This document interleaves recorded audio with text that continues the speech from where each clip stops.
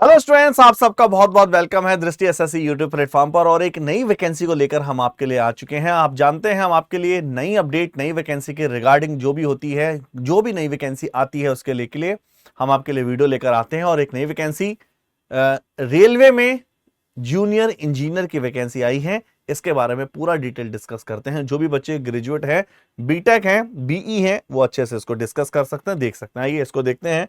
तो हम government of India ministry of railway recruitment board की तरफ से detail centralised employment notice CEN 052025 को डिस्कस करने जा रहे हैं, जिसमें वैकेंसी आई हुई है आपका recruitment for the post of junior engineer, depot material superintendent, chemical and metallurgical assistant. ठीक है ना। तो कुल मिला के ज्यादा वैकेंसी जो है जेई वाली है, जूनियर इंजीनियर वाली है, इनको डिस्कस करेंगे। आइए जूनियर इंजीनियर वाली वैकेंसी को डिस्कस करते हैं और पूरा देखते हैं। सबसे पहले हम मोस्ट इंपोर्टेंट डेट्स पर एक नजर डालें। ये वैकेंसी बिल्कुल अभी लेटेस्ट है। सबसे पहली बात देखें कि आपका जो नोटिस है ये न्यूज़पेपर में 4 अक्टूबर को रिलीज किया गया था, 4 अक्टूबर। और अगर हम बात करें ऑनलाइन एप्लीकेशंस की date, opening date of online applications, opening date थी इसका 31 अक्टूबर, 31 अक्टूबर को। अभी ये मतलब फॉर्म रिलीज हो चुके हैं, लेकिन इनका जो है फॉर्म फिल होने स्टार्ट नहीं हुए हैं। तो आप 31 अक्टूबर से फॉर्म फिल देख पाएंगे। क्लोजिंग डेट है 30 नवंबर, 30 नवंबर रात 12 बजे तक आप फॉर्म को फिल कर सकते हैं। अगर बात करते हैं लास्ट डेट क्या है एप्लीकेशन फीस की, तो एप्लीकेशन फीस की लास्ट डेट है 2 दिसंबर 2025, मतलब फीस सबमिट करने की। Modification, date of modification window open होगी, करेक्शन विंडो, करेक्शन कर सकते हैं अपने फॉर्म में, लेकिन वो चार्ज लगते हैं उसके भी, मैं आगे आपको बताऊंगा। 3 दिसंबर से लेकर 12 दिसंबर के बीच में अपने फॉर्म को करेक्ट कर सकते हैं अगर आपसे कोई मिस्टेक हो गई है। और कुल मिलाकर मेन आपका ये है, मोस्ट इंपोर्टेंट डेट्स ये है। तो 31 अक्टूबर से फॉर्म फिल होना स्टार्ट हो जाएंगे। आगे की बात करते हैं और सबसे पहले हम देख लेते हैं कौन सी वैकेंसी है। तो हम जेई की बात करें, junior engineer, depot material superintendent और केमिकल मेटलर्जिकल असिस्टेंट, लेवल 6 की पोस्ट है। इनिशियल पे की बात करें 35,400, और अब तो 8th पे कमीशन अगले 10 महीनों में चालू लग जाएगा। उसमें मिनिमम सैलरी, तो इसमें जितनी सैलरी है वो कम से कम आपकी डबल हो जाएगी। ठीक है। मेडिकल स्टैंडर्ड हम आगे देखेंगे। एज 18 से लेकर 33 साल तक है, 18 to 33 आप फिल कर सकते हैं। और एज कैलकुलेट कर रहे हैं 1 जनवरी 2026 को। वैकेंसी है 2569, 2569। टोटल वैकेंसी है सारी आरआरबी में 2569, 2569। ठीक है। आई थिंक ये क्लियर हो पा रहा होगा। तो हम एक एक चीज को देखेंगे, सीधा सीधा आप पूरा पूरा डिस्कस करेंगे। Candidate waiting for the final result of the prescribed education technical qualification are not eligible. जो अपने फाइनल रिजल्ट का वेट कर रहे हैं वो इस भर्ती के एलिजिबल एलिजिबल नहीं है, वो इस वैकेंसी को नहीं फिल कर सकते। Point number 1। पॉइंट नंबर 2, आप केवल एक आरआरबी से, ऐसे नहीं कि आप 16 या 20 आरआरबी से फॉर्म फिल कर दें, एक आरआरबी से अपनी प्रेफरेंस को फिल करते हुए फिल कर सकते हैं। सेम वही है, एक तरह से एनटीपीसी वाले ही रूल है।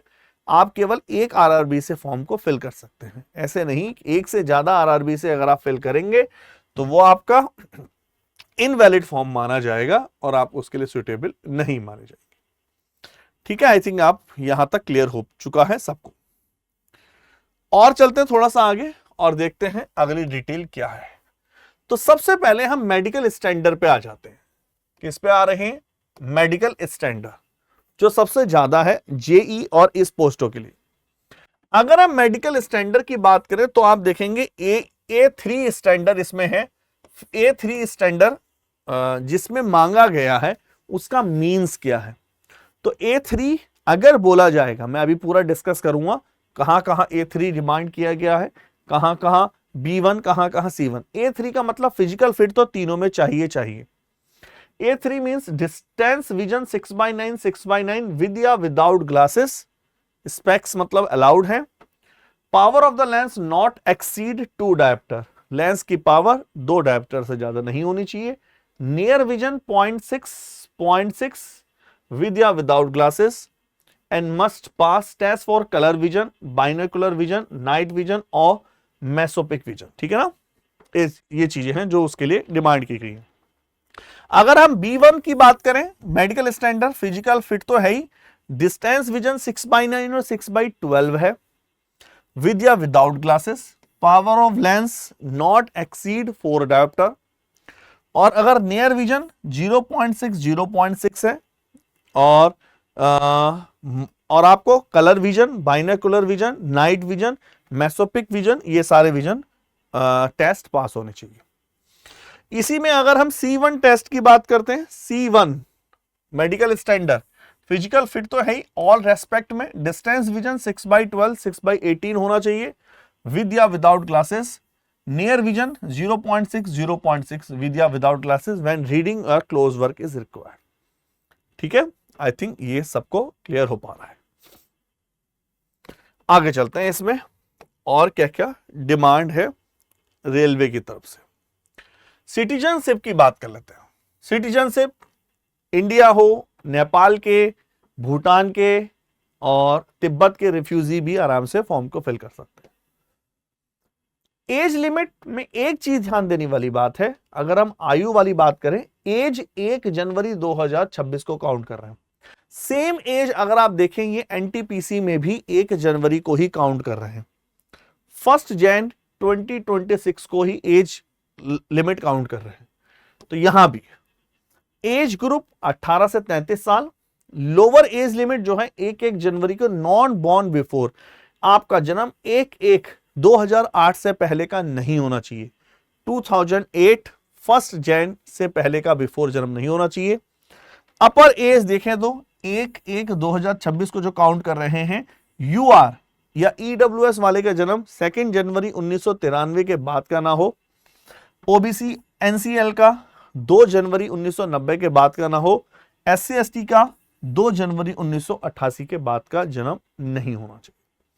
आई थिंक आपके सामने ये पूरा डिटेल लिखा है। ठीक है, फिर वही जो वो एज रिलैक्सेशन मिलती है, एससी एसटी को एज रिलैक्सेशन मिलती है 5 साल के लिए, 5 साल के लिए। ओबीसी को, नॉन क्रीमी लेयर को, कैंडिडेट को मिलता है आपका 3 साल के लिए। अलग अलग है एज रिलैक्सेशन का पूरा बेनिफिट है। ठीक है, यहां पर आप देख सकते हैं एक्स सर्विसमैन वगैरह जो भी उसका डिटेल होता ही है जो मिलता है। एजुकेशन क्वालिफिकेशन को हम आगे डिस्कस करेंगे, पूरा एजुकेशन क्वालिफिकेशन को हम पूरा आगे डिस्कस करेंगे। इन्होंने पूरा डिस्क्राइब किया है एजुकेशन क्वालिफिकेशन क्या है ना। बस ये है कि लास्ट डेट से पहले ऑनलाइन सबमिशन के, जनरली ये रूल भी होता है, आपने देखा होगा कहीं भी रूल होता है, आप कोई फॉर्म आया है उसके लिए एजुकेशन क्वालिफिकेशन या फिर कोई जो आप सर्टिफिकेट बनवा रहे हैं उसकी लास्ट डेट तक वो बन जाने चाहिए। तो 30 नवंबर 2025 तक आपको जो भी डिग्री वगैरह है, सर्टिफिकेट है, वो क्वालिफिकेशन आपकी यहां तक वैलिड, यहां तक क्वालिफाई क्लियर हो जानी चाहिए। जो आप रिजल्ट का वेट कर रहे हैं वो अप्लाई नहीं कर सकते। ठीक है, चलो आई थिंक ये सबको क्लियर है। Examination fees number 1, total fees जो है सारे कैंडिडेट के लिए देखा जाए तो 500 रुपए, लेकिन लिखा है जिसमें से 400 रुपए, मतलब वो कुल मिलाकर 100 रुपए ले रहे हैं फीस, 400 रुपए रिफंड हो जाएंगे, जिसमें से बैंक चार्जेस एज एप्लीकेबल होगा उसको डिडक्ट करके, on appearing first stage, after first stage CBT में बैठने के बाद। दूसरी बात, फॉर कैंडिडेट जो SC ST, ex serviceman, PWD, female, transgender हैं, माइनॉरिटीज, इकोनॉमिकली बैकवर्ड, ईबीसी से हैं, उनको लिए 250 रुपीज है और ये कंप्लीटली रिफंड हो जाएगा। 250 के 250 रुपए आपको रिवर्स हो जाएंगे। ठीक है, तो जब आप अप्लाई करें ऑनलाइन, ये देख के करें कि जिस अकाउंट से आपका अमाउंट डिडक्ट हो रहा है, जिस प्रोसेस से आपका पैसा कट रहा है, उसी प्रोसेस में रिवर्स भी आएगा। क्लियर है? चलिए आगे चलते हैं, थोड़ा सा बात और देखते हैं। इसमें क्या क्या और काम रहने वाली है। ये तो कॉमन है। Mode of the fees payment, fees आजकल आप online, ATM, debit card, UPI से कैसे भी फिल कर सकते हैं। डेबिट कार्ड, क्रेडिट कार्ड, जैसे आप चाहें फॉर्म फिल कर सकते हैं। आगे चला जाए, है ना। हाँ, इसमें एक चीज ये है कि फीस तभी रिफंड होगी जो for those refund of examination fees for those attending first stage CBT. अगर आप फर्स्ट स्टेज का सीबीटी अटेंड करेंगे तो ही फीस रिफंड होगी, अदरवाइज नहीं होगी। क्लियर है? चलो आगे बढ़ते हैं। नंबर 1, रिक्रूटमेंट प्रोसेस क्या है सर, ये बता दो। इसको देख लेते हो। सबसे पहले रिक्रूटमेंट प्रोसेस, कैंडिडेट अप्लाई करेंगे केवल ऑनलाइन मोड से। नंबर 1, सबसे पहले आपका सीबीटी 1 होने वाला है। जो भी इन वैकेंसी के लिए फिल करने वाले हैं, जेई और इंस के लिए सीबीटी 1, जो सीबीटी 1 क्वालिफाई करेंगे उन्हीं का सीबीटी 2 होने वाला है, उन्हीं का डॉक्यूमेंट वेरिफिकेशन होने वाला है, उन्हीं का मेडिकल एग्जामिनेशन होने वाला है। तो पहले सीबीटी 1, सीबीटी 2, डीवी और फिर मेडिकल एग्जामिनेशन, ये सब। और इनका रेलवे का मेडिकल एग्जामिनेशन एक स्टैंडर्ड फॉर्मेट होता है, क्योंकि आप समझते हैं रेलवे की जॉब थोड़ी रेस्पॉन्सिबिलिटी, बहुत रेस्पॉन्सिबिलिटी की जॉब है। और इसके लिए अब हम बात करते हैं फर्स्ट स्टेज सीबीटी में क्या क्या आने वाला। First stage CBT common for all notified post of this CEN, सारी पोस्टों के लिए कॉमन है। 90 मिनट का पेपर रहेगा। आपका 120 मिनट मिलेंगे, मतलब नॉर्मल 90 मिनट का पेपर आपके लिए। 100 क्वेश्चन रहेंगे, 100 क्वेश्चन रहने वाले हैं। नंबर ऑफ क्वेश्चन है 100 क्वेश्चन रहने वाले हैं। क्लियर है? अगर हम बात करें number 2, first stage CBT of the screening nature. Screening nature का है, जो फर्स्ट को क्वालिफाई करेगा वही सीबीटी 2 के लिए क्वालिफाई माना जाएगा। सीबीटी 2 के लिए मैं एक बार थोड़ा सा वो दिखा देता हूं। देखिए फर्स्ट वाला बिल्कुल सिंपल सा है, इन्होंने वहां टॉपिक नहीं लिखे। फर्स्ट वाला बिल्कुल सिंपल है, मैथ्स आ रही है फर्स्ट वाला, इसमें तो कॉमन सब्जेक्ट आ भी नहीं रहे। मैथ्स, नंबर सिस्टम, बोर्ड में सेम एनटीपीसी। तो मैं तो कहता हूं जो एनटीपीसी वाले बच्चे हैं, जो मतलब जेई वाले बच्चे हैं, वो एनटीपीसी का फॉर्म जरूर भरें। मैथ्स आ रहा है, जनरल इंटेलिजेंस और रीजनिंग आ रही है, जनरल अवेयरनेस आ रहा है, जनरल साइंस आ रही है। ये आपका 1 है सीबीटी 1। सीबीटी 1 में आपका मैथ्स के क्वेश्चन पूछे जाने वाले हैं 30 क्वेश्चन, और 30 क्वेश्चन 30 मार्क्स है हर सेक्शन के लिए। मैथ्स वाले हर क्वेश्चन 1 नंबर का, 30 question 30 number. General intelligence reasoning के 25 क्वेश्चन पूछे जाने वाले हैं और 25 ही मार्क्स हैं। जनरल अवेयरनेस के 15 क्वेश्चन हैं और 15 ही मार्क्स हैं। और आपके जनरल साइंस के 30 क्वेश्चन हैं, 30 ही मार्क्स है। 100 क्वेश्चन है, 100 मार्क्स है, 90 मिनट का पेपर है कुल मिलाकर। ठीक है, date is CBT 1, computer based test 1। आगे चलते हैं।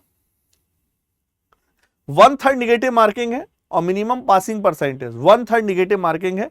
मिनिमम पासिंग परसेंटेज की बात करें तो मिनिमम पासिंग परसेंटेज जनरल वालों के लिए 40% है, जनरल कैटेगरी वालों के लिए। ईडब्ल्यूएस वालों के लिए 40% है, और ओबीसी एनसीएल वालों के लिए 30% है, एससी के लिए 30% है, एसटी के लिए 25% है। ये सारे परसेंटेज है अलग अलग। ठीक है, आ जाओ। सेकंड स्टेट सीबीटी का सेकंड स्टेट क्या है? सीबीटी 2 120 मिनट का पेपर होगा। नंबर ऑफ क्वेश्चन होंगे 150 क्वेश्चन, 150 क्वेश्चन, 120 मिनट, 2 घंटे का पेपर है। जिसमें से क्या क्या आने वाला है इस पर समझते हैं। जनरल अवेयरनेस आपकी ये आने वाली है। Physics and chemistry 10th standard तक आने वाली है। Basics of computer applications, environment, pollution, technical ability, तो ये मेन है इसमें। इसको यहां समझेंगे। जनरल अवेयरनेस के जो क्वेश्चन है, जनरल अवेयरनेस के जो क्वेश्चन है 15 क्वेश्चन है सीबीटी 2 में, 15 मार्क्स के। फिजिक्स और केमिस्ट्री ये वहीं काम आएगी आपके, 15 क्वेश्चन है 15 मार्क्स के। Basics of computer application 10 question है 10 मार्क्स के। Basis of environment and pollution control 10 question है 10 मार्क्स के। और टेक्निकल एबिलिटी जो मेन आपका है 100 क्वेश्चन है टेक्निकल के 100 मार्क्स के, 150 नंबर का पेपर है 120 मिनट का। तो टेक्निकल है जो भी आपकी ब्रांच है, मैकेनिकल, सिविल, इलेक्ट्रिकल जो भी है, तो 100 क्वेश्चन आपकी ब्रांच से पूछे जाने वाले हैं। अगर हम बात करें 100 क्वेश्चन के बाद 1/3 निगेटिव मार्किंग है, और वही 1/3 निगेटिव मार्किंग के साथ 40% चाहिए जनरल वाले को क्वालिफाई करने के लिए, 40% मिनिमम 40%। ईडब्ल्यूएस वाले को 40% चाहिए, ओबीसी एनसीएल वाले को 30%, एससी को 30%, एसटी को 25%। ठीक है, इसमें ये लिखा है virtual calculator will be made available on the computer monitor during second stage. तो सेकेंड स्टेज में आपका मैकेनिकल का है तो वर्चुअल कंप्यूटर अवेलेबल होगा। आई थिंक सबको क्लियर हो पा रहा है। यहां पर इसको और देख लेते हैं। नंबर 1 ये है 3 year diploma engineer, bachelor degree engineer, इनके लिए डिसिप्लिन मेबल टेबल क्या क्या है, मैकेनिकल इंजीनियर और एग्जाम के लिए क्या क्या है, मतलब क्या क्या चलेंगी। मैकेनिकल और अलाइड इंजीनियर के लिए ये चलेगा, mechanical engineer, production, automobile manufacturing और आपका मशीन इंजीनियरिंग, टूल्स वगैरह। ये इलेक्ट्रिकल इंजीनियर के लिए इलेक्ट्रिकल कॉम्बिनेशन ऑफ एनी सब स्ट्रीम, ये सब चीजें हैं, मतलब कॉम्बिनेशन है, मतलब आप अगर इस डिपार्टमेंट में जाते हैं तो ये चीजें हैं तो आप फिल कर सकते हैं। इलेक्ट्रॉनिक्स और अलाइड इंजीनियर के लिए electronic engineer, instrument, communication, computer science, computer engineering, computer science, IT, ये सारी चीजें। ठीक है, और सीएमए के लिए आप बीएससी केमिस्ट्री और फिजिक्स ये अप्लाई कर सकते हैं। आई थिंक यहां तक सबको क्लियर है। यहां पे ऐसा कुछ भी नहीं है जो आपको क्लैरिटी ना हो, है ना। फिर ये उन्होंने मेरिट का बताया है, किस हिसाब से नॉर्मलाइजेशन मेरिट वगैरह होगी, यहाँ पे फॉर्मूला है, इसका इतना आवश्यकता नहीं। ये हम डिस्कस कर चुके हैं। नंबर 1 पेपर कितने का था ये भी हम डिस्कस कर चुके हैं, ये भी हम डिस्कस कर चुके हैं। अलग अलग आरआरबी की डिटेल अलग अलग आपके सामने है। जिस आरआरबी से आप नंबर ऑफ वैकेंसी एक बार देख लो, जो आपको अच्छा लगे वहां से अप्लाई कर सकते हो। जैसे देखो आरआरबी अहमदाबाद, अजमेर, प्रयागराज, बेंगलोर, भोपाल, भुवनेश्वर, बिलासपुर, चंडीगढ़, चेन्नई, गोरखपुर, गुवाहाटी, जम्मू, कोलकाता, मालदा, मुंबई, मुजफ्फरनगर, पटना, रांची, सिकंदराबाद, सिलीगुड़ी और तिरुवनंतपुरम। ठीक है, आई थिंक सबको क्लियर हो पा रहा हो। क्लैरिटी, चलिए भाई आगे। अगर आप मॉडिफिकेशन करेंगे, मॉडिफिकेशन ऑफ एप्लीकेशन, अगर आप कुछ भी करेक्ट करेंगे, कुछ भी मॉडिफाई करेंगे तो 250 रुपए लेंगी आपके आरआरबी आपसे। और हमेशा ये तो क्लियर है कि भाई अपना mail ID, contact number save रखिए, एक रखिए, बार बार चेंज मत कीजिए, नहीं तो आगे प्रॉब्लम होती है। ये भी हम डिस्कस कर चुके हैं। आप सीधा वैकेंसी पर आते हैं, कौन सी वैकेंसी है, क्या क्या। देखिए क्वालिफिकेशन भी क्लियर हो जाएगा, इससे बहुत सारी चीजें क्लियर हो जाएंगी। नंबर 1 अब हम इस पे डिस्कस करते हैं।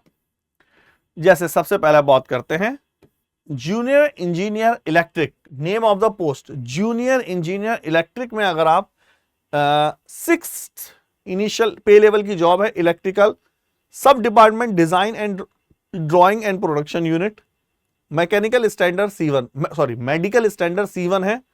और आपका मेन पॉइंट की बात करें, ये अलग अलग है, बेंचमार्क डिसेबिलिटी के स्टूडेंट अगर कोई है तो चेक कर सकता है कौन कौन एलिजिबल है। इसके लिए क्वालिफिकेशन क्या चाहिए, इन सब के लिए किन किन के लिए बात हो रही है।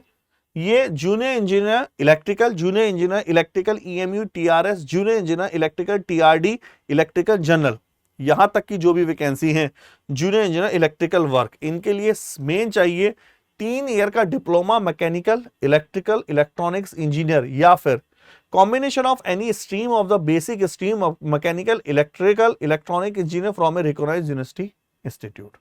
ठीक है, ये आपके लिए मेन चाहिए। आगे चलें, अगर हम बात करें आगे की तो जूनियर इंजीनियर सिविल P-वे bridge, junior engineer design drawing estimation, junior engineer civil work, junior engineer civil workshop, इन सब के लिए अगर हम बात करें अलग अलग मेडिकल स्टैंडर्ड है। जैसे जूनियर इंजीनियर पी वे के लिए A3 और फिर किसी के लिए C1, B1, C1 ये सारे हैं अलग अलग, और A1, C1 क्या है हम इसको डिटेल में इनिशियल में डिस्कस कर चुके हैं। इसके लिए 3 ईयर का डिप्लोमा चाहिए सिविल इंजीनियर, BSc चाहिए civil engineer of the 3 year duration, या combination of the any subject stream of the basic stream of the civil engineer from a recognised university institute. I think ये अच्छे से clear हो पा रहा है। आगे जूनियर इंजीनियर की बात करें, ट्रैक मशीन की बात करते हैं, तो आपके लिए क्या चाहिए ट्रैक मशीन के लिए 3 year diploma mechanical production automobile electrical electronics instrumentation control engineering या कॉम्बिनेशन ऑफ द एनी सब स्ट्रीम। ठीक है, चलिए आई थिंक ये आप अच्छे से समझ पाए। इसी तरह मैकेनिकल अलग अलग है, आप इसको देख सकते हैं। Junior engineer carriage, mechanical power, ये सारी चीजें, वेल्डर, ये सारी चीजें गिवन है। ठीक है, मुझे नहीं लगता इसमें कोई भी डाउट होगा, है ना। इसको आप बहुत डिटेल में देख सकते हैं डाउनलोड करके, बहुत सारी वैकेंसी हैं, तो सब वैकेंसी के बारे में इन्होंने धीरे धीरे एक एक करके गिवन है। ठीक है, जैसे नंबर ऑफ कैटेगरी बिफोर सारी चीज लिखी हुई है। चलो एक बार वैकेंसी पे टेबल डाल लेते हैं फटाफट, कौन कौन सी वैकेंसी कितनी कितनी है, हम सीधा शॉर्ट में बताएंगे। जूनियर इंजीनियर की RRB अहमदाबाद में, पूरी टोटल की बात करते हैं। अगर हम टोटल की बात करें जूनियर इंजीनियर में, सीधा टोटल वैकेंसी की बात करते हैं, तो टोटल भी इन्होंने वैसे कर रखी है। मतलब आगे देखते हैं, जूनियर इंजीनियर में टोटल है, मतलब टोटल वैकेंसी सारी अहमदाबाद में 151। अजमेर में टोटल वैकेंसी की बात करें तो वहां आती है टोटल वैकेंसी आपकी अजमेर में है 40। बैंगलोर की बात करते हैं, टोटल वैकेंसी है बैंगलोर में 80। भोपाल में है टोटल वैकेंसी, भोपाल की टोटल वैकेंसी है 58। अगर भुवनेश्वर की बात करें, भुवनेश्वर में टोटल वैकेंसी आपकी 36। बिलासपुर में टोटल वैकेंसी है, बिलासपुर की टोटल 127। चंडीगढ़ में टोटल वैकेंसी है आपका 108। चेन्नई में टोटल वैकेंसी है आपका 160। इसी तरह से गोरखपुर में टोटल वैकेंसी है, आपकी गोरखपुर में टोटल वैकेंसी है 98। गुवाहाटी में 7। जम्मू श्रीनगर में टोटल वैकेंसी है आपकी 88। कोलकाता में टोटल वैकेंसी है आपकी कोलकाता में वैकेंसी ज्यादा है लगता है, कोलकाता में टोटल वैकेंसी है, यहां पर गिवन है डिटेल ज्यादा है, कोलकाता 628, सबसे ज्यादा कोलकाता की है भाई। कोलकाता की ही सारी वैकेंसी, सबसे ज्यादा वैकेंसी NTPC में भी थी, अगर आपने नोटिस को ध्यान से देखा। मालदा की बात करते हैं, मालदा में सारी वैकेंसी है टोटल देखा जाए, वो है आपकी मालदा की टोटल वैकेंसी है 434, काफी वैकेंसी है। मुजफ्फरनगर की, मुजफ्फरपुर की बात करें, मुजफ्फरपुर में टोटल 23, पटना में 50, प्रयागराज में टोटल है, प्रयागराज में ज्यादा वैकेंसी आती है 162।